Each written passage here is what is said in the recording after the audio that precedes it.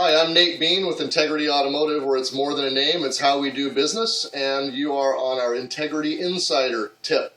Today we're going to be talking about timing belts, and a common question that's asked is, how often should I change my timing belt? There's several things that tie into that, but the biggest thing to make sure of is that you follow your manufacturer's recommendations. So look in your owner's manual. You're usually going to have a couple different service schedules to follow, which is the same with most services on your vehicle, and those are going to have to do with the driving conditions. So be sure to pay close attention to the specific driving conditions that are mentioned and determine in your area how your driving conditions could affect your service schedule. So first off, we're going to talk about timing belts. The timing belt should be done on most vehicles. It's going to be at an interval of either 90,000, 105,000, or perhaps even 120. Most common nowadays is right around 105,000 miles. It's very critical that the timing belt be replaced when you're told to. You will not notice any difference in the way the vehicle runs, whether your timing belt is in good shape or in bad shape. But as soon as that timing belt breaks, your engine is going to stop running, and in many cases cause catastrophic damage to the engine, which could cost you thousands or perhaps even require the replacement of your engine. Here we have a timing belt.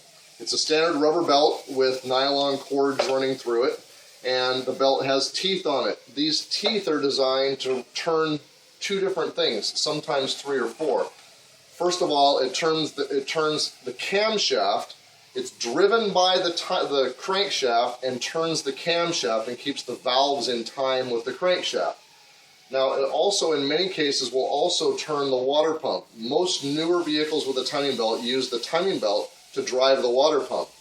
So if the water pump fails, many times it will cause the timing belt to fail. So the timing belt of the water pump is designed to spin freely, and it has a pump on the backside, and that's what turns the coolant through the engine, or the antifreeze, which keeps the engine cool.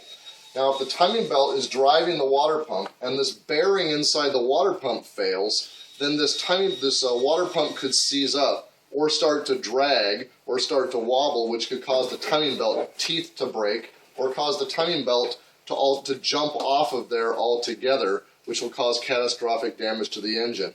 So that is part of the reason why in most cases it's recommended that you replace the water pump at the same time that you're replacing the timing belt.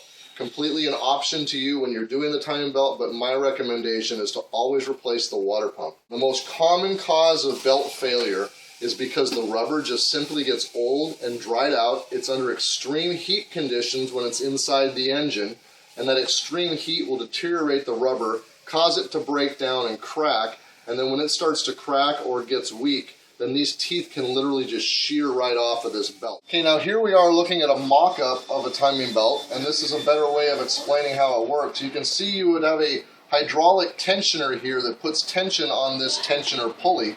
The timing belt consistently turns like this, and here you would have the crankshaft at the bottom of the engine, which turns the belt and drives the camshaft, and the camshaft is what opens and closes your valves so that the engine can breathe properly as it needs to be able to take in fuel and burn it and push it back out and draw more fuel in.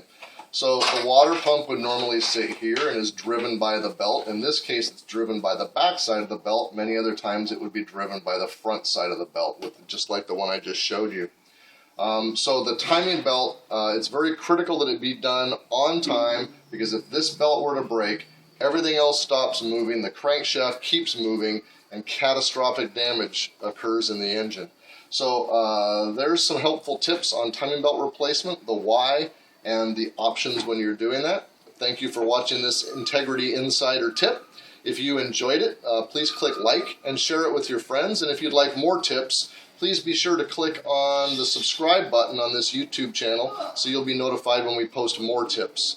Thanks for watching.